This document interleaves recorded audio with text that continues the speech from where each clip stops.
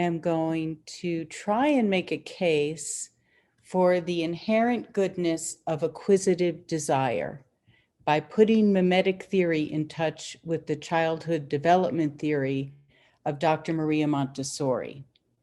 My goal is to show that the misapprehension of acquiring the being of our models through possession of objects is an honest mistake rooted in childhood desire. My hope is that this will provide support for the idea that the problem with acquisitive desire is not the acquisitive part, but that we are ashamed of our need to acquire being from our models. Shifting the focus in reconciliation and peace-building efforts from the disputed object to shamed models reveals the important role respect plays in the pursuit of nonviolence and raises important research questions. Attention to childhood desire is not something new to mimetic theory.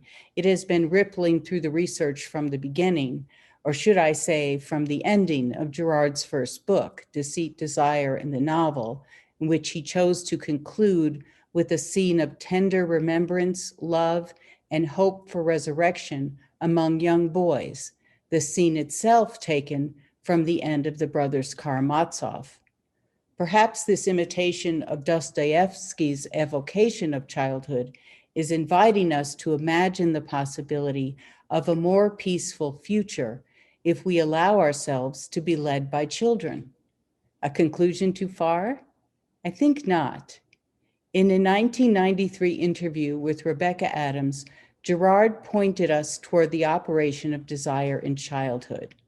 He said, I hear this question all the time. Is all desire mimetic?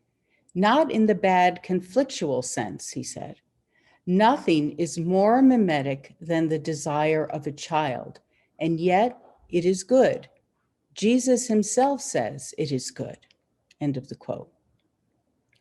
What we will find if we turn our attention to desire in children with the help of Dr. Montessori is that not only is mimetic desire good, but so is acquisitive desire, that culprit in rivalry, hatred, resentment, and cycles of revenge violence in adults. Montessori will allow us to see two things: that acquisitive desire is absolutely essential to healthy, normal human development, and that desire's misapprehension that objects can convey the being of our models is no cause for shame, but rather the direct result of the role objects play in the formation of the self in childhood. Perhaps one reason we have overlooked the goodness of acquisitive desire is the use of a child's playroom as an illustration of the givenness of rivalry. A young child is playing in a room full of toys. When a second child enters the room, what toy does he want but the one that the first child is playing with?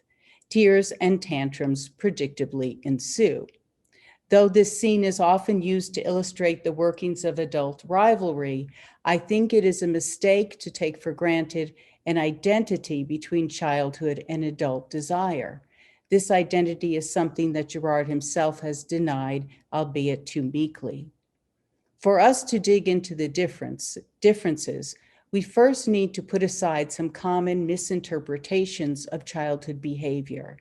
Yes, playroom scuffles happen all the time. Tears and tantrums are routine. But most troubling of all, the most seasoned teachers and loving parents can find themselves trapped in power struggles with children, a no-win situation if ever there was one. The reason we find these so difficult to resolve is that we are seeking solutions from within the pattern of rivalry itself, which only reinforces our desire to possess the object. In the case of power struggles, the disputed object is authority.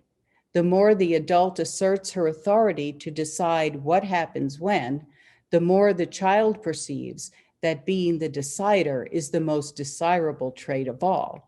Mirroring the adult, the child insists, "You're not the boss of me," a refrain that he will carry over into adulthood, pretty much guaranteeing that autonomy will be the most coveted of all signs that one is an adult worthy of respect. What I'd like to do is distinguish this dynamic from acquisitive desire as it appears in infancy and early childhood, before it is even aware that gestures of appropriation can generate rivalry. Interestingly for our discussion, Montessori observed that the child's initial efforts at acquiring the ability to move, to direct his own muscles in a coordinated way toward a goal, is that of grasping. She writes, "The first sign of movement is the child's effort to grasp or take something. Not till grasping has occurred is the baby's attention drawn to the hand which enabled him to do it. Intentional grasping, impelled by his wishes, then ceases to be grasping pure and simple. Possessor of a clear vision of his surroundings and full of desires in regard to them, the child begins to act." End quote. Unintentional grasping, directed by an inner drive, leads to awareness of one's hand and the awakening of conscious intention. The aim of grasping in the child is not to possess the object in the adult sense of possession, but by virtue of being used, the object becomes an agent of change acting upon the child. We can say that the child is acquiring the developmental skill that engagement with the object makes possible, which brings the child closer to attaining the true object of his desire, which is to be as competent, independent, and powerful as the paragons of perfection who model for him what it means to be all grown up. Montessori called the heightened mimeticism in children from birth to age 6 the stage of the absorbent mind. This is her term for the unique pattern of imitative desire in the earliest stages of individual development. She explains, "Only after repeated experiments did we conclude with certainty that all children are endowed with this capacity to absorb culture directly into his psychic life. Simply by continuing to live, the child learns to speak his native tongue. A kind of mental chemistry goes on within him.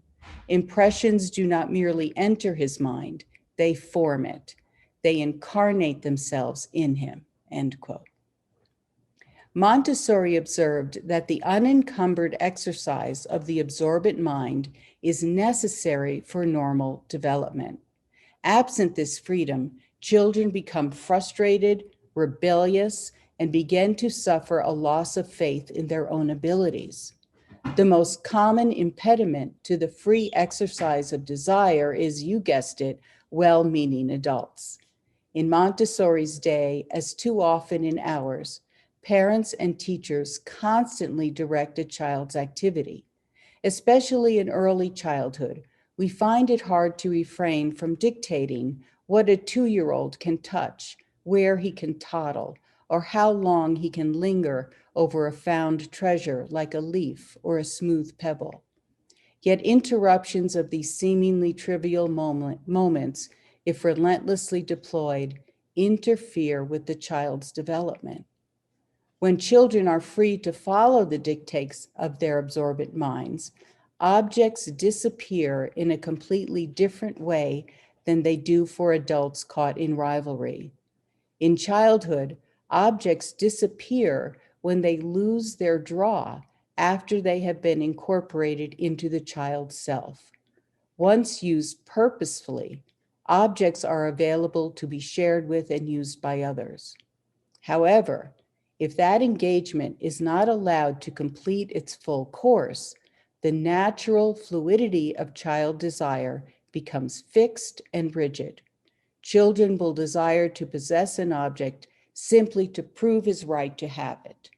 For that is when interest in an object is superseded by fascination with the rival, generating the winner-take-all battle for possession, which we see in power struggles.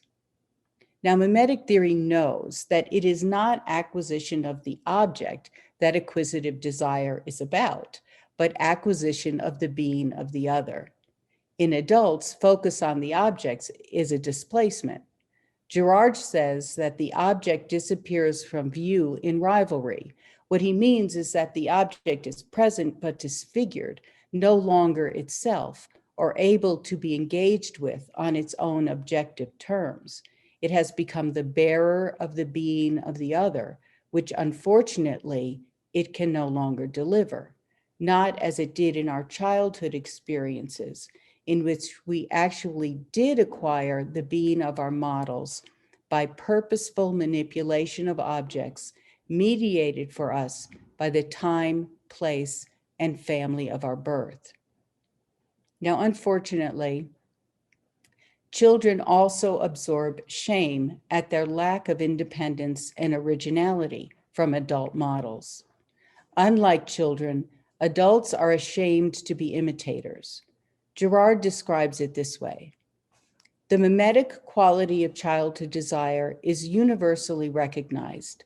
Adult desire is virtually identical, except that, most strikingly in our own culture, the adult is generally ashamed to imitate others for fear of revealing his lack of being. The adult likes to assert his independence and to offer himself as a model to others. He invariably falls back on the formula, imitate me, in order to conceal his own lack of originality, end quote. What Montessori and Girard both recognized is that children are not born ashamed of their mimeticism. Shame is learned from and through interaction with shamed models. This recognition reveals the potential latent in childhood desire for a healthier relationship to objects, which could mitigate the worst effects of rivalry. So I'd like to offer a story that illustrates the positive impact of shifting attention from disputed objects to shamed models in conflict resolution. Internationally respected expert in peace building and reconciliation, John Paul Lederach, tells this story as an example of what he calls the moral imagination, a capacity necessary for transcending violence. The story is from Ghana in 1995 about two groups whose antagonism can be traced back to the era of slavery.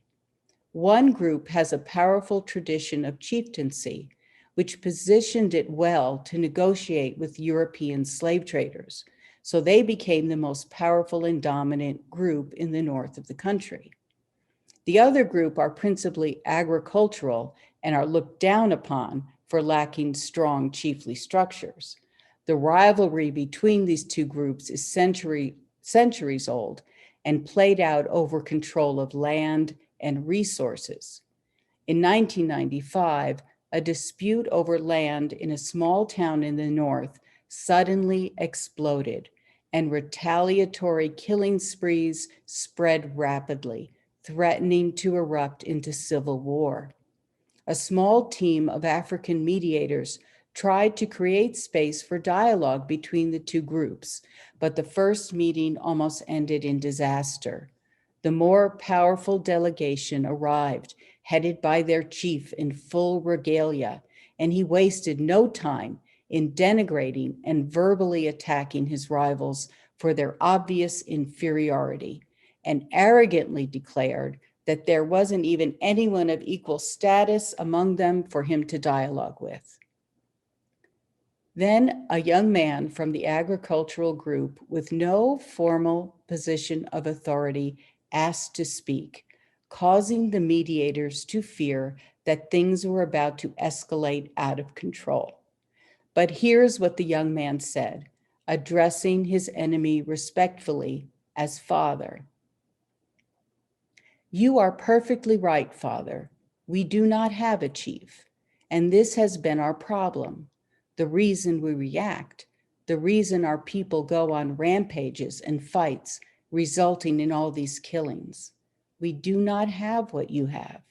It really is not about the town or the land.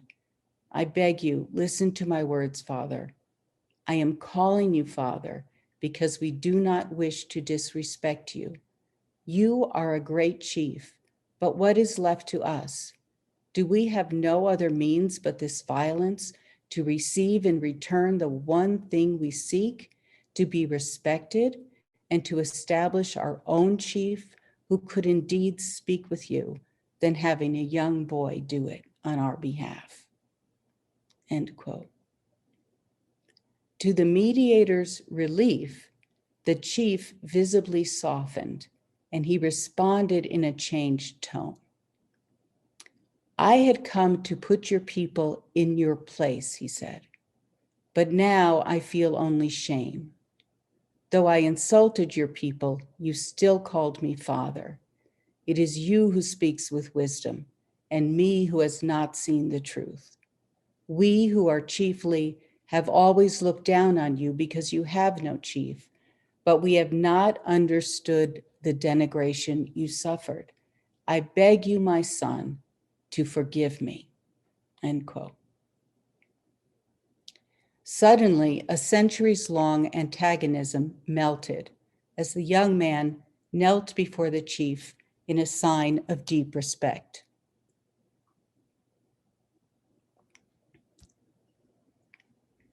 What had happened?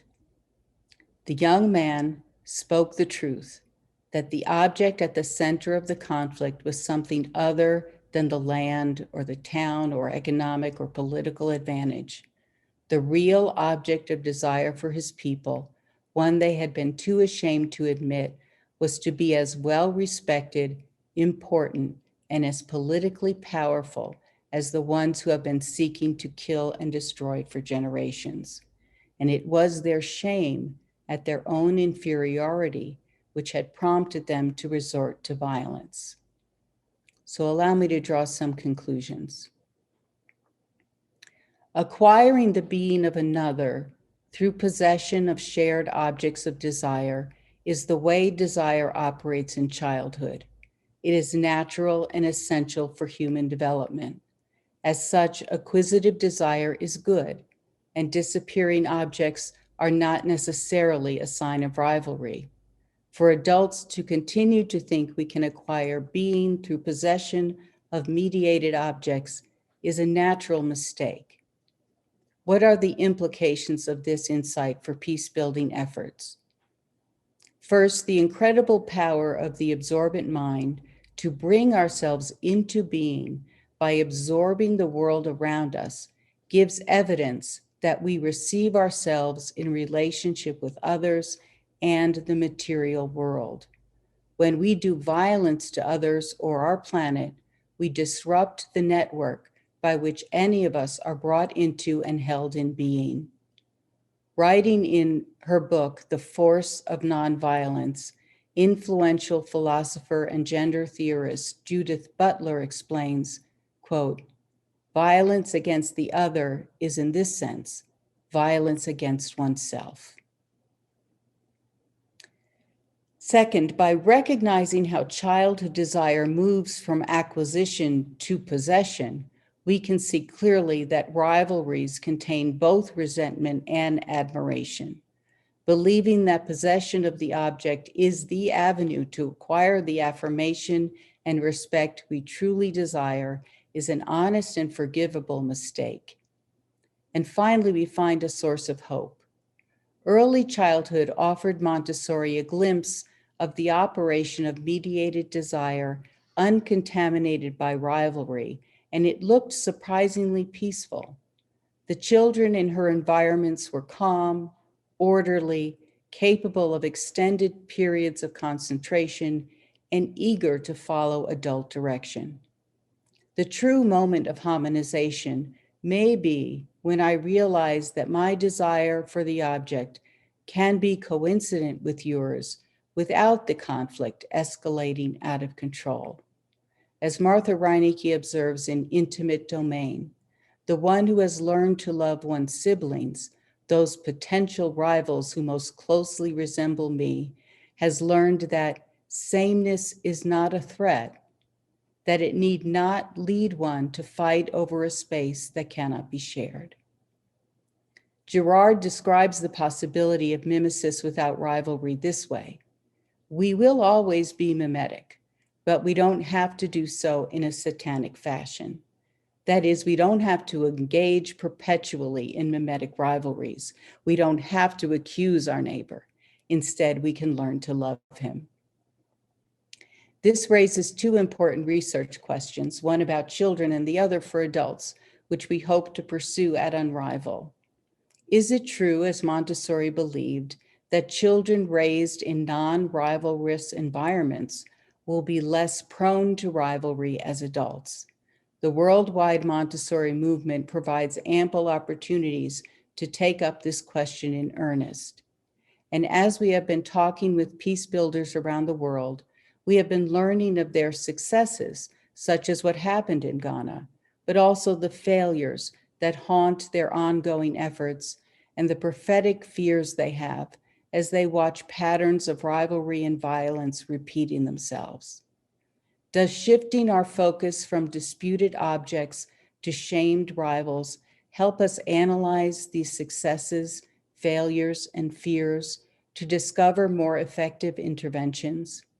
In other words, what would result if we learned to create conditions that ease our shame at our own lack of being? At unRival, we are guided by this observation from Judith Butler. Quote, "The institutional life of violence will not be brought down by a prohibition, but only by a counter-institutional ethos and practice," end quote. This is what motivates our storytelling and our commitment to sharing the truth about desire, rivalry, and our interdependence, especially on our enemies. Thank you.